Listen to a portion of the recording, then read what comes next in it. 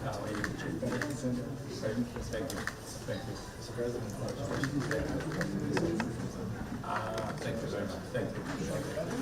We wish you a successful tenure of your office. A round of applause.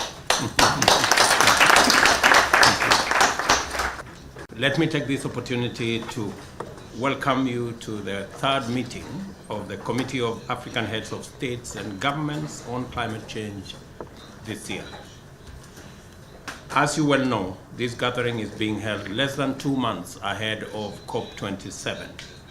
In this regard, I would like to thank President Abdel Fattah el-Sisi, President of the Arab Republic of Egypt, for taking leadership in hosting the event on behalf of Africa in Sharm el-Sheikh this November.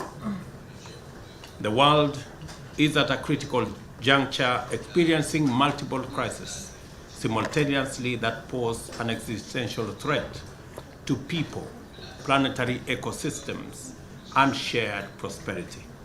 COP27 is being held against a backdrop of heightened economic and geopolitical challenges.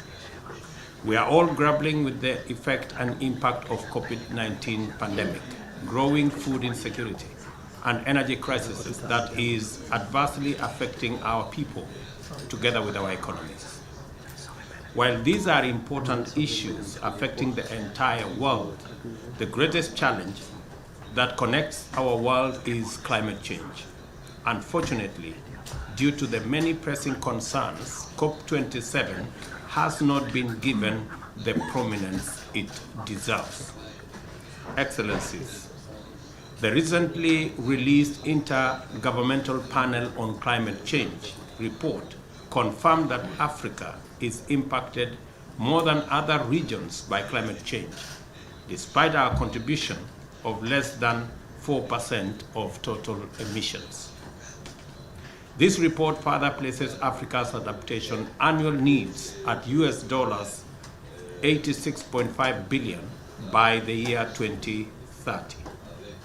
Conversely, African countries are contributing more than their fair share for adaptation efforts, currently estimated at 10% of GDP annually.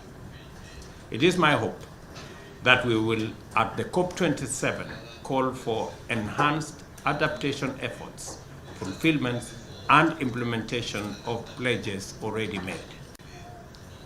As the world restarts its engines for production and industrialization post the pandemic, there is sharper focus on energy transition. At COP26 held in Glasgow last year, nearly 200 countries made an unprecedented and historic pledge to face down fossil fuel subsidies and reduce the use of coal.